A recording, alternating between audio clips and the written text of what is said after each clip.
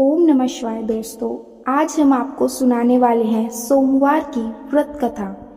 देवों के देव महादेव बहुत ही भोले माने जाते हैं, इसीलिए उनका एक नाम भोलेनाथ भी है। पौराणिक मान्यताओं के अनुसार भगवान शंकर को प्रसन्न करने के लिए किसी भी तरह के खास विशेष पूजन की आवश्यकता नहीं होती, क्योंकि कहा जाता है कि वह तो भोले हैं और भक्त की मन से की गई क्षणिक मात्र की भक्ति से ही वह प्रसन्न हो जाते हैं। अगर आप भी शिव की भक्ति और कृपा पाने के लिए सोमवार का व्रत करते हैं तो इस कथा से भोलेनाथ को प्रसन्न कर सकते हैं। एक बार किसी एक नगर में एक साहूकार था। उसके घर में धन की कोई कमी नहीं थी, लेकिन कोई संतान न होने के कारण वह बहुत दुखी था। संतान प्राप्ति के लिए वह हर सोमवार को व्रत रखता था और पूरी श्रद्धा के साथ शिव मंदिर जाकर भगवान शिव और माता पार्वती की पूजा करता था। उसकी भक्ति देखकर एक दिन मां पार्वती प्रसन्न होकर भगवान शिव से साहूकार की मनोकामना पूर्ण करने का निवेदन किया।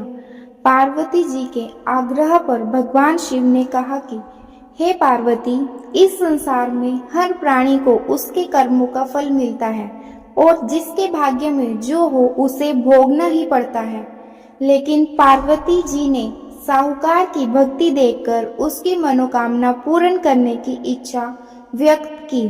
माता पार्वती के आग्रह पर शिवजी ने साहूकार को पुत्र प्राप्ति का वरदान तो दिया, लेकिन उन्होंने बताया कि यह बालक केवल 12 वर्ष ही जीवित रहेगा। माता पार्वती और भगवान शिव की बातचीत को साहूकार सुन रहा था, इसलिए उसे ना तो इस बात की खुशी थी और ना ही दुख। वह पहले की भांति शिव जी की पूजा करता रहा। कुछ समय के बाद साहूकार की पत्नी ने एक पुत्र को जन्म दिया। जब वह बालक 11 वर्ष का हुआ तो उसे पढ़ने के लिए काशी भेज दिया गया। साहूकार ने पुत्र के मामा को बुलाकर उसे बहुत सारा धन देते हुए कहा कि तुम इस बालक को काशी विद्या प्राप्ति के लिए ले जाओ। तुम लोग रास्ते में यज्ञ कराते जाना और ब्राह्मणों को भोजन दक्षिणा देते हुए जाना। दोनों मामा भांजे इसी तरह यज्ञ कराते और ब्राह्मणों को दान दक्षिणा देते काशी नगरी निकल पड़े। इस दौरान रात में एक नगर पड़ा जहां नगर के राजा की कन्या का विवाह था, लेकिन जिस राजकुमार से उसका विवाह होने वाला था वह एक आंख से काना था।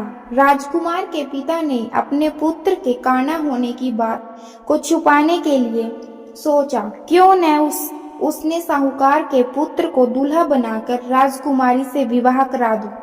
विवाह के बाद इसको धन देकर विदा कर दूंगा और राजकुमारी को अपने नगर ले जाऊंगा। लड़के को दूल्हे के वस्त्र पहनाकर राजकुमारी से विवाह करा दिया।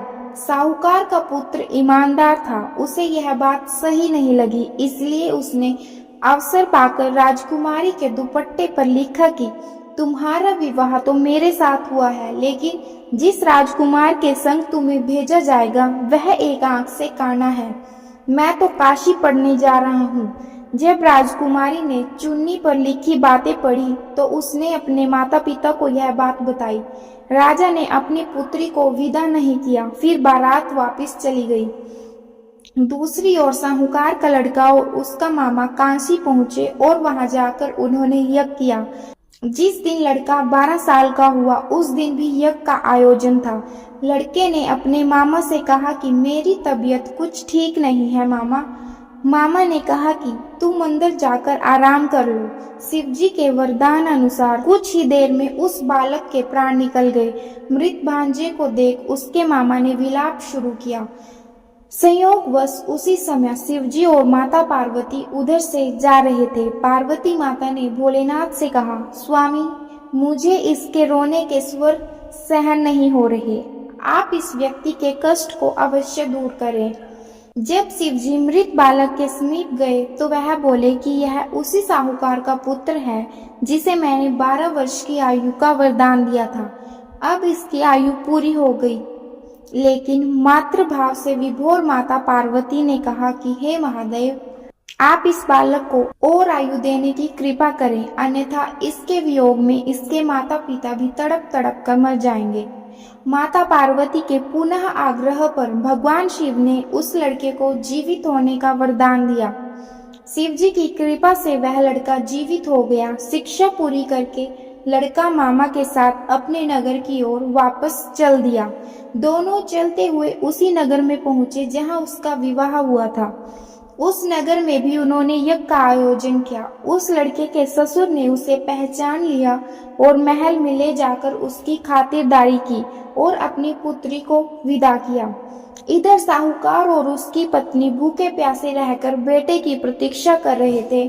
उन्होंने प्रण कर रखा था कि यदि उन्हें अपने बेटे की मृत्यु का समाचार मिला तो वह भी प्राण त्याग देंगे, परंतु अपने बेटे के जीवित होने का समाचार पाकर वह बेहद प्रसन्न हुए। उसी रात भगवान शिव ने साहूकार के स्वप्न में आकर कहा, हे श्रेष्ठी, मैंने तेरे सोमवार के व्रत करने और व्रत कथा सुनने से प्रसन्न होकर तेरे पुत्र को लंबी आयु प्रदान की है।